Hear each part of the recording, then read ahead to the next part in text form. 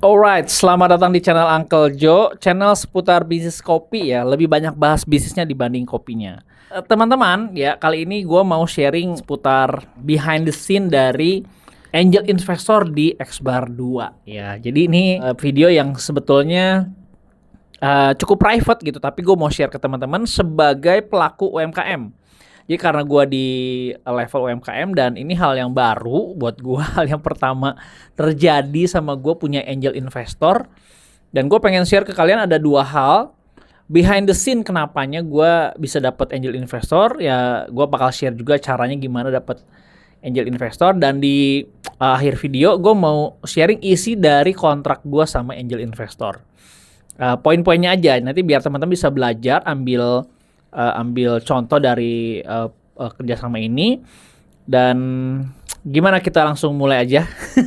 Ya anyway teman-teman, kalau yang baru pertama kali masuk ke channel ini, gue punya kedai kopi di Bogor dan gue melakukan pelatihan bisnis kopi ya, dimana sejak 2018 sampai hari ini sudah melahirkan kurang lebih 160 outlet kedai kopi di berbagai daerah, baik di Jawa, Sumatera, Bali ya.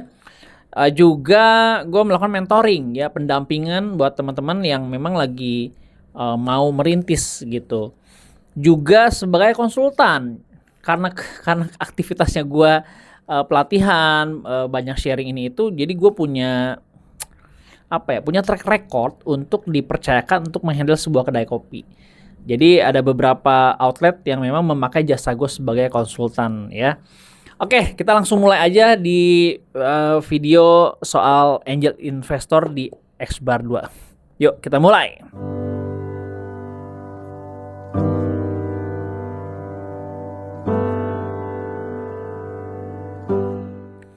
Alright, teman-teman. Jadi berangkat dari background gua yang membangun kedai kopi dari 2018 sampai hari ini, di level UMKM. Sekali lagi ya teman-teman, di level UMKM. Di levelnya korporat atau yang memang fundraising gitu ya, pendanaan segala macam, kayaknya nggak cocok video ini buat kalian gitu. Tapi kalau yang teman-teman yang UMKM yang merintis dari nggak ada apa-apa, yang nggak punya apa-apa, mungkin teman-teman bisa belajar sesuatu dari video ini.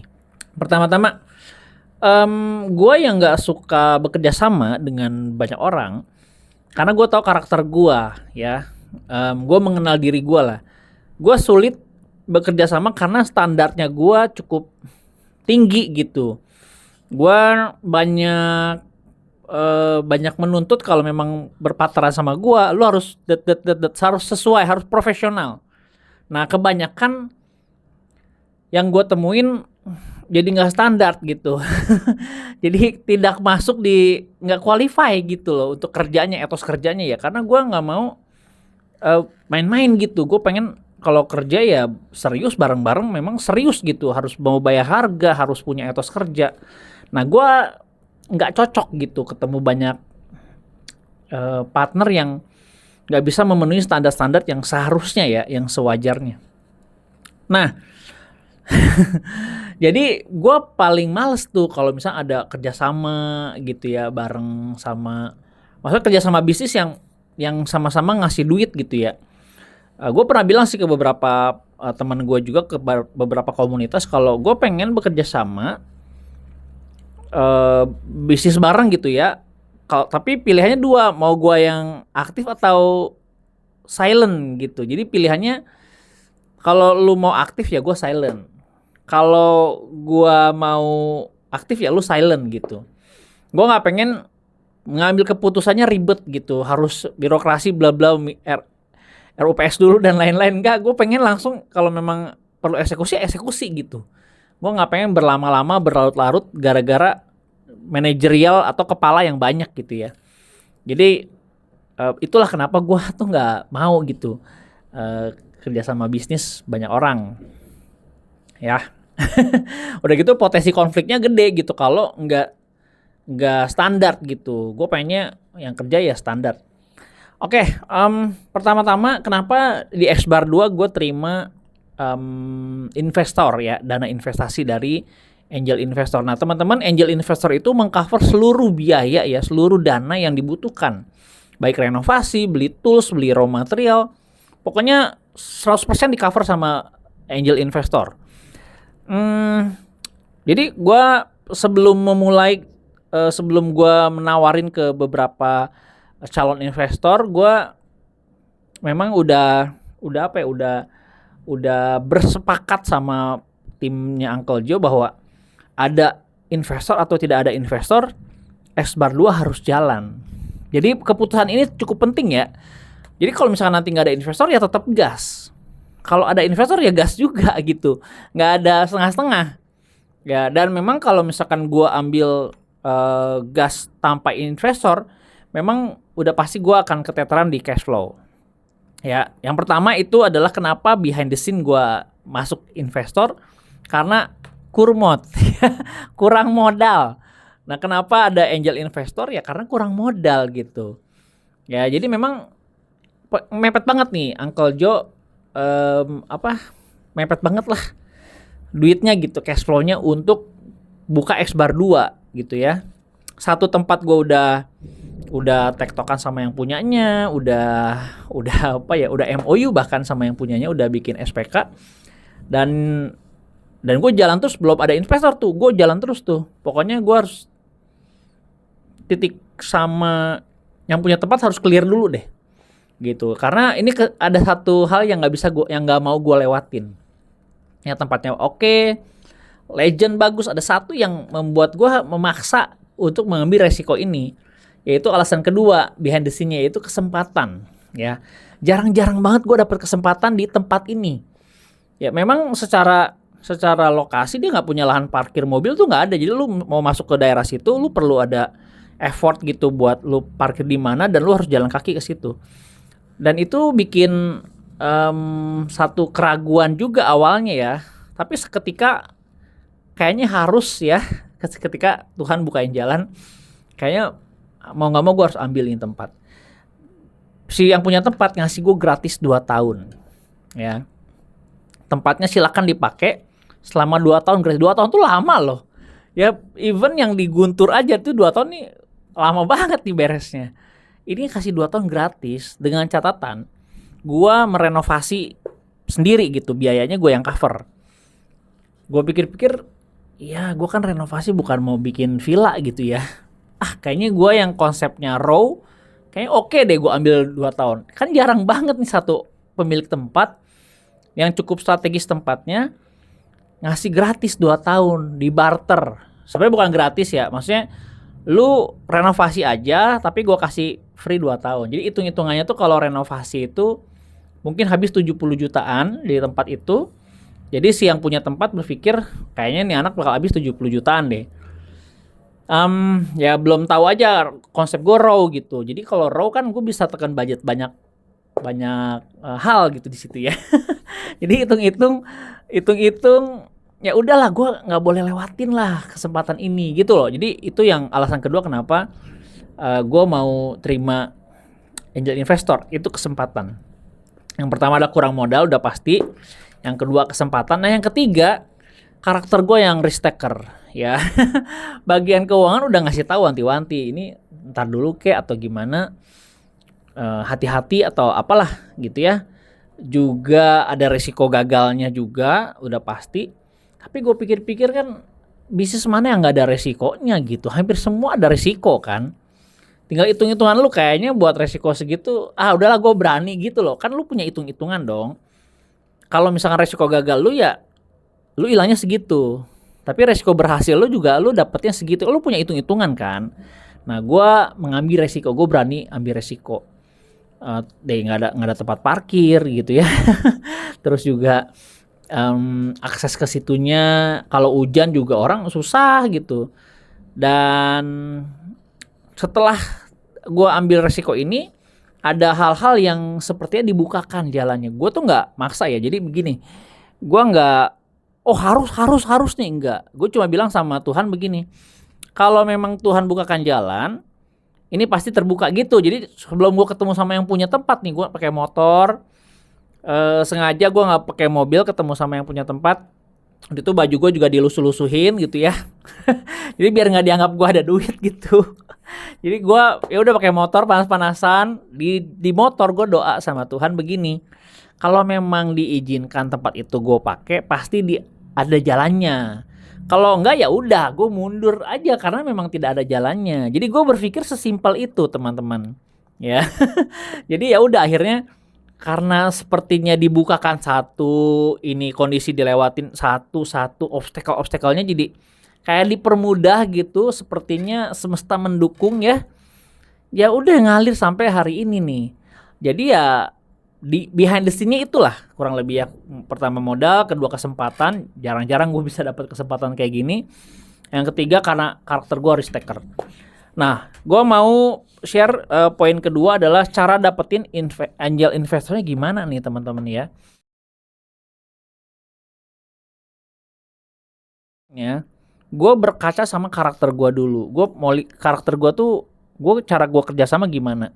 Sebetulnya sebelum sama yang ini ada yang mau juga gitu. Salah satu teman cukup dekat juga ya, punya warung di BSD gitu ya. Tapi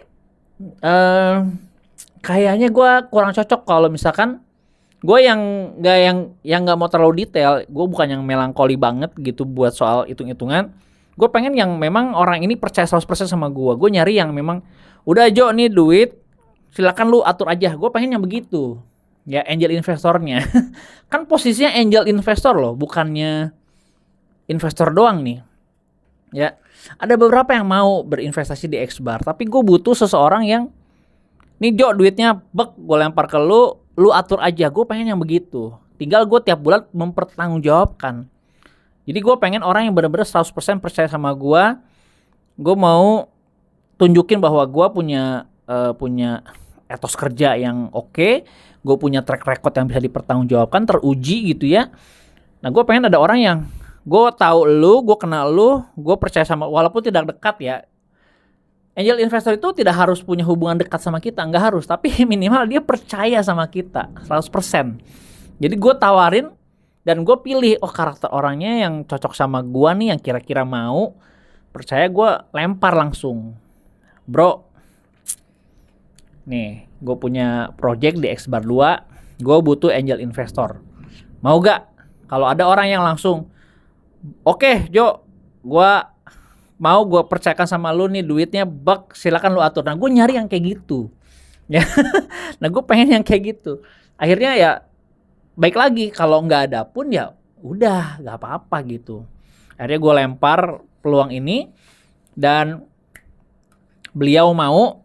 Oke, katanya overall gue mau ya. Oke, tinggal detailnya gimana deh. Ya udah akhirnya setelah ngasih sinyal mau ya gue siapin proposalnya, hitungan sederhana. Jadi pertama, jujur ya ini gue disclaimer dulu ya, nggak semua prosesnya semudah ini, nggak segampang ini prosesnya. Jadi gue yakin teman-teman pasti sama-sama tahu ya bahwa tidak ada cara yang pasti ya dalam membangun sebuah bisnis.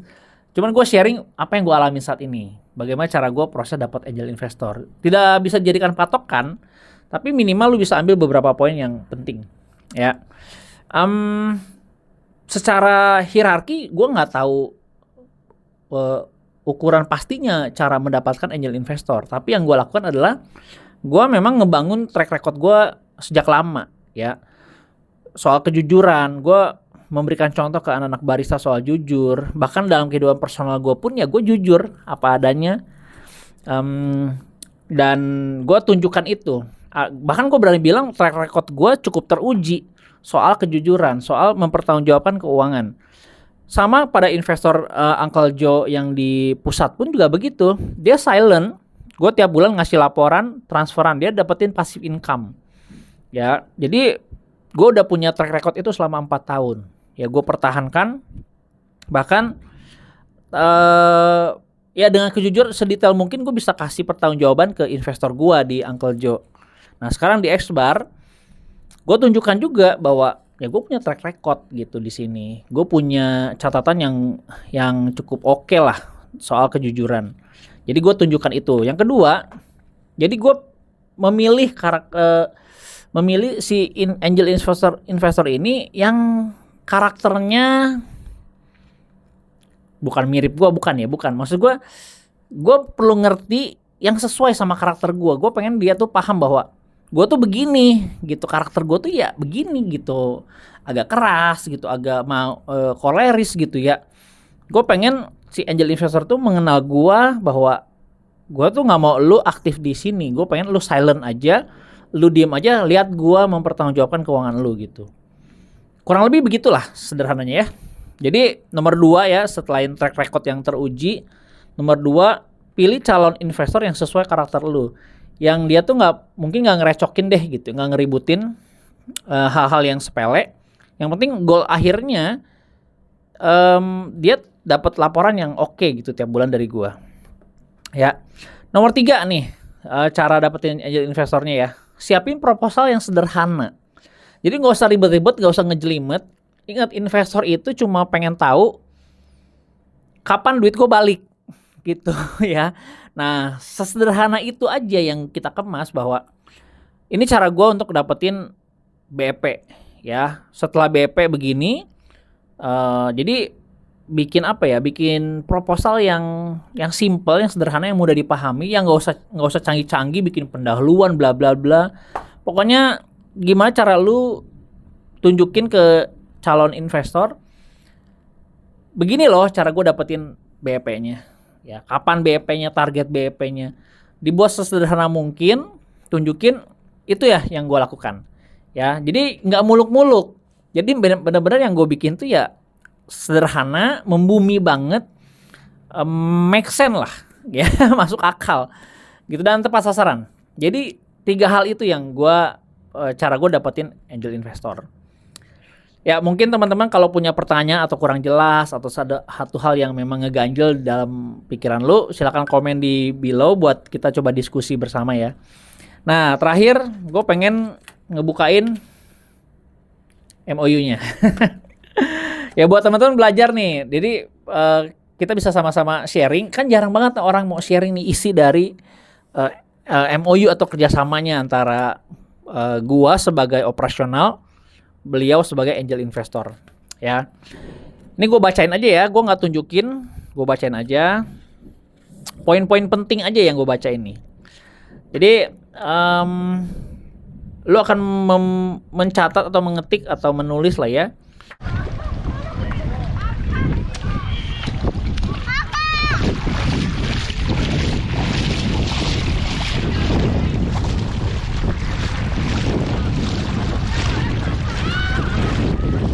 Di surat perjanjian kerjasama ya.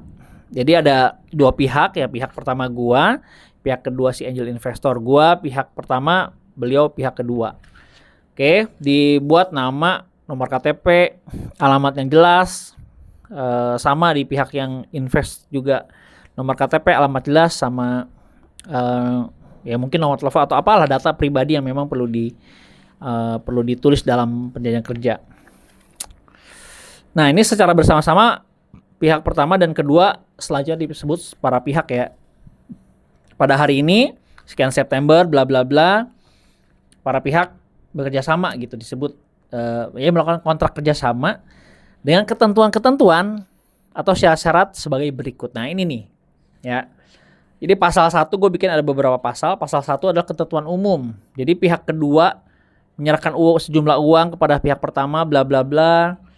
Lalu pihak pertama juga sebagai pengelola bertanggung jawab. Itu perlu ditulis tuh ya, tanggung jawabnya apa gitu. Pihak pertama kan menerima modal dalam bentuk uang nih, bukan barang, bukan apa ya. Dari pihak kedua yang diserahkan pada saat kapan, itu perlu ditulis juga. Lalu soal para pihak mendapatkan keuntungannya dari mana, itu perlu ditulis dalam kontrak kerjanya ya. Dari mana nih keuntungannya, harus jelas. Jangan dari dana injek dari pemerintah gitu ya. Lalu pihak kedua adalah, nah ini posisi silent investor harus dijelaskan. Jadi gue harus tulis bahwa pihak kedua si investor ini adalah silent ya, posisinya silent. Dia tidak mengambil keputusan, pokoknya semuanya keputusan di gua gitu. Itu jelas tuh. Pihak pertama terlibat dalam operasional manajemen dan akan mendapatkan gaji. Nah teman-teman belajar ya bahwa kalau kalian sebagai nanam modal dan bekerja itu harus dapat gaji, ya. Dan itu ditulis dalam perjanjian kerjasamanya. Harus sepakat nih, sepakat atau enggak nih, gajinya besarannya berapapun juga dikasih tahu ya. Jadi pihak pertama gua sebagai pengelola mendapatkan gaji sebesar, ditulis tuh gitu ya. Oke, kita masuk pasal kedua, modal dan saham. Nah, karena dia angel investor, gua tulis modal dari usaha kedai kopi bernama Uncle Joe X Bar 2 ya, sebesar sekian sekian sekian, itu ditulis juga dalam bentuk tertulis ya, angka-angkanya jelas. Pihak kedua wajib membayar sebagai angel investor itu sekian atau 100% dari modal. Yang ketiga, modal secara keseluruhan diserahkan pada pihak pertama setelah ditandatangani. Ini ya, harus ditandatangani melalui transfer ke nomor rekening bla bla bla. Jadi jelasin tuh ke nomor rekening siapa, namanya siapa. Nah, anyway, modal X Bar 2 ini dananya nggak masuk ke gua ya. Langsung finance. Memang atas nama gua di rekeningnya, tapi yang kelola finance, bagian keuangan. Gua nggak mau menghandle uang sebesar ini, takut juga. Jadi baiknya gua lempar ke yang memang kompeten ya di situ. Oke, pasal, dan gue juga nggak megang. Ya bisa sih gua transfer dari m-banking gua, dari internet banking gua tahu juga. Tapi kan terrecord gitu. Gue juga nggak mau nih gara-gara uang segini nama gue jadi rusak gitu. Gue nggak pengen. Yang ketiga, keuntungan ya. Yang pertama tadi kan ketentuan umum, yang keduanya modal dan saham, yang ketiganya adalah keuntungan. Nah, keuntungannya dari mana gitu, harus dijelasin tuh. Terus presentasi keuntungan buat pihak pertama berapa persen dari net profit, berapa persen dari net profit, pihak kedua berapa persen. Jadi teman-teman, gue nawarkan ke angel investor bahwa keuntungan pertama adalah 60% buat investor, 40% buat pengelola dari net profit. Tapi setelah BEP, setelah balik modal nih, misalkan gue dalam waktu singkat bisa ngebalikin modalnya si investor, porsinya berubah. Investor cuma dapat 40%, guanya 60%, ya. Cengli dong. Ya gue kasih penawaran seperti itu sama beliau. Beliau setuju, ya karena memang cukup cengli sih menurut gue. Beliau akan mendapatkan passive income 40% dari net profit setelah uangnya balik ya. Dia nanam modal nih sekian udah kembali, tapi dia masih tetap dapat passive income, laporan tiap bulan dari gua. Karena beliau, tanpa ada beliau ini nggak bisa jalan. Intinya kurang lebih begitu. Jadi posisi beliau tuh sangat risk taker juga. Kalau ini gagal juga dia ada resikonya gitu ya. Tapi intinya harus dikasih tahu nih bagaimana skemanya ya. Lalu profit atau dividen disampaikan dalam bentuk melalui transfer rekening antar bank yang telah disepakati bla bla bla. Lu kasih tahu aja itu. Lalu juga profit atau dividen akan dibayarkan oleh perusahaan Uncle Joe X Bar 2 di sini pada bulan keberapa ya setelah beroperasi. Di sini sih 7 bulan ya. Gue jaga-jaga kalau 3-6 bulan ke depan gue belum bisa ngedevelop market gitu. Gue jaga-jaga itu. Tapi gue sampaikan sama beliau bahwa seandainya bulan ketiga kita udah sehat cash flow-nya, gue akan tiap bulan ngasih gitu dividennya gitu ya bagi hasilnya. Pasal 4, kerugian. Nah ini teman-teman, kerugian juga harus ditulis nih. Kalau terjadi kerugian disebabkan suatu hal gitu ya di luar pihak pertama, itu resikonya gimana? Pembagiannya gimana kalau rugi? Misalkan nih ternyata bisnisnya kurang jalan, terus rugi, harus diinjek dari modal dong. Misalkan dia butuh cash flow 5 juta. Nah 5 juta harus diinjek, sama siapa yang injeknya? Ya sama berdua, disepakati, dianya 60%, kitanya 40%. Berarti beliau akan menginjek 3 juta rupiah, guanya 2 juta rupiah. Jadi kalau terjadi resiko pun udah ada nih di sini ditulis gitu di MOU-nya gitu ya. Kalau resikonya rugi, apa yang akan terjadi itu udah ditulis. Nah, seandainya ada kerugian yang disebabkan suatu hal di luar kesalahan pihak pertama, which is gua, yang berakibat penutupan, misalkan tiba-tiba daerahnya digusur, harus ditutup, ini gimana nih gitu ya. Ya ini kita disepakati di SPK ini bahwa semua aset dan inventaris yang ada akan dijual dan akan dikembalikan 100% ke si investor. Itu yang gua berikan penawaran ya. Jadi si investor itu kalau misalnya terjadi kerugian penutupan usaha, ya semuanya bakal dibalikin sama beliau gitu. Either dalam bentuk barang ataupun uang, tapi di sini akan kita jual barang-barangnya lalu dikembalikan sama si pemodal. Nomor 5, masa berlakunya.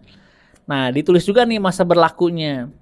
Di sini karena kontrak gua sama yang punya tempat itu 4 tahun, jadi berlakunya perjanjian ini selama 4 tahun gitu. Tapi atas dasar kesepakatan bersama antara gua sama pihak investor, masa perpanjangan kontrak itu bisa diperpanjang sesuai dengan atau ditambahkan nilai pokok investasinya yang diatur dalam kontrak baru atau adendum. Jadi atas kesepakatan para pihak ini kita bisa memperpanjang kontrak kita, ya. Masa berlaku itu ya. Nomor 6, pajak. Pajak juga disampaikan teman-teman. Jadi misalkan ada bayar pajak, Uncle Joe Expert itu pajak apa aja? Reklame kah, surat izin bangunan, izin gangguan, pajak restoran mungkin nanti. Atau ada konsultan pajaknya juga dibayarkan oleh pihak si Uncle Joe Expert. Nomor 7, produk. Nah, produknya apa aja teman-teman? Jadi produk utama dari Uncle Joe Expert adalah semua produk makanan dan minuman itu tertulis di SPK gitu ya. Kalau nanti ada produknya event ya itu tidak mungkin bisa dinegosiasi gitu. Mungkin produknya produk gua atau produk dari si investor. Atau investor mau nitip barang apa yang memang bukan makanan minuman atau merchandise dan lain-lain. Itu akan dibahas di lain MOU atau adendum ya. Nomor 8 nih. Pasal 8 tuh penutup. Bila terjadi perselisihan. Nah teman-teman juga penting nih buat ngebahas sama mitra atau buat partner kalian bahwa kalau terjadi selisih gimana nih perselisihan antara kita sama pihak investor. Nah harus dijelaskan. Di sini kalau terjadi perselisihan yang nggak bisa diselesaikan, ya kita akan diselesaikan secara kekeluargaan ya atau musyawarah mufakat. Lalu mungkin akan kalau misalnya terjadi pecah kongsi ya udah kita jual aset-asetnya. Kita balikin deh gitu ke beliau ya. Lalu salah satu misalkan mengalami permasalahan keuangan. Nah ini penting juga nih. Misalkan nih partner lu ngalamin kondisi keuangan yang gak gitu sehat, terlibat pinjol ataupun ada utangnya dari ke pihak ketiga. Nah itu perlu ditulis apa yang terjadi sama tempat ini. Jadi kalau di gua kalau terjadi permasalahan keuangan either di gua ataupun di investor, kita sama-sama sepakat bahwa nggak bisa dijadikan jaminan X-Bar 2 ini terlepas dari segala bentuk resiko ya atau tuntutan dari pihak manapun. Contoh misalnya ada bank lagi kredit ke gua nih, gua udah nggak bisa bayar, tiba-tiba si pihak bank nagihnya ke X-Bar 2, nah itu nggak boleh ya. Begitupun sebaliknya atau terlibat pinjol. Nah ini teman-teman perlu dimasukin ya poin-poin seperti itu supaya apa? Supaya tahu nih. Jadi kita kalau nanti ada dispute, ada konflik gitu ya, tinggal baca nih loh MOU yang kita pernah buat bersama. Ini loh gitu ya. Enak nih teman-teman. Jadi jangan pernah ragu atau khawatir atau takut untuk membuat sebuah perjanjian kerjasama. Karena ini bentuk untuk melindungi pertemanan kita, persahabatan kita gitu. Kalau gue sama angel investor gue adalah seorang sahabat, ya kami menjaga persahabatan kami dengan SPK. Jangan berdasarkan kepercayaan deh ya. Pokoknya lu berdua jangan saling percaya lah gitu. Gue percaya kalau udah ada ininya nih, ada MOU, ada kesepakatannya nih. Ya teman-teman jangan pernah pakai perasaan dalam berbisnis. Harus pakai logik ya. Udah deh perjanjian ini ditandatangani berlaku sejak ditandatangani. Pakai materai ya, mungkin gak usah pakai notaris. Kalau nilainya udah mungkin miliaran ya, mungkin lu sebaiknya pakai notaris ya. Tapi kalau masih ratusan juta, di bawah meja aja, pakai materai aja. Lalu kasih satu saksi. Ya saksinya siapa nih? Nanti ditandatanganin. Pihak pertama, pihak kedua sama saksi. Gitu kurang lebih yang bisa gua sharing dalam proses behind the scene Uncle Joe X-Bar 2 nih soal investor dan sampai ke perjanjian kerjasamanya gitu ya. Kalau kalian kurang jelas ya komen aja di below, tanya aja, diskusi. Mungkin teman-teman juga bukannya mungkin lagi ya, banyak lah, gue tahu lah kalian yang bisnis joinan, yang hilang persahabatan, yang konflik lah ini itu, bahkan sama saudara sendiri, udah wajib lah punya SPK. Yang punya SPK aja bisa ribut, bisa pecah kongsi, apalagi yang enggak gitu ya. Ya kalau misalkan ada yang ngalamin, enggak, gue uncle dari dulu gue udah bertahun-tahun sama dia nggak pakai SPK-SPK-an, ya beruntung Anda gitu. Tapi nggak semua orang kayak Anda masalahnya. Gua rasa begitu aja teman-teman dari sharing gua di video kali ini. Thank you banget udah luangin waktunya loh, udah nonton. Dan jangan lupa gua ada workshop tanggal 25 September ya. Workshop Bisnis Kopi Low Budget volume ke-51. Di situ teman-teman akan belajar bagaimana membangun bisnis kedai kopi secara fundamental. Juga memang nggak ada jaminan berhasil ya. Tapi kurang lebih kalau teman-teman punya pondasi yang kuat, yang benar, gue percaya kalau dilakukan secara tekun, konsisten, persisten, akan menjadi bisnis yang luar biasa yang bisa menghasilkan, bahkan bisa menghidupi keturunan-keturunan kita gitu. Ya di workshop juga teman-teman akan belajar bagaimana bikin produk berkualitas yang disukai oleh lidahnya orang Indonesia. Kita akan sharing resepnya kita, lalu kita juga akan share tentang ngerosting biji kopi. Ya itu semuanya dia paket dalam workshop tanggal 25 nanti. Jangan lewatkan, bisa daftar atau cari informasinya di unclejokopi.id ya di sini. Teman-teman silakan baca detail, dapetin informasi sebanyak mungkin, baru kalian pilih daftar atau enggak ya. Nggak ada paksaan juga, anyway silakan aja. Gua rasa gitu aja. Thank you udah dukung channel ini berkembang sampai saat ini, dan kita udah nggak bisa nutupin subscriber ya. Jadi kalian silakan subscribe, yang belum subscribe jangan cuma nonton doang lu ya. Subscribe aja, jangan ragu-ragu, dukung gua terus bisa berkontribusi di industri F&B khususnya di kopi kepada teman-teman UKM yang lain ya. Gue yakin dan selama 4 tahun ini gue cukup percaya bahwa di luar sana banyak banget yang bangun bisnis nggak dengan benar gitu. Ya banyak banget, gue tahu banget itu karena banyak yang hubungin gue via DM maupun WhatsApp. Gue rasa gitu aja, tanpa berlama-lama gue tutup. Thank you dan sampai ketemu di vlog atau video selanjutnya. Dadah. Thank you ya yang udah nonton video ini. Jangan lupa subscribe sebagai bentuk dukungan lo terhadap channel ini.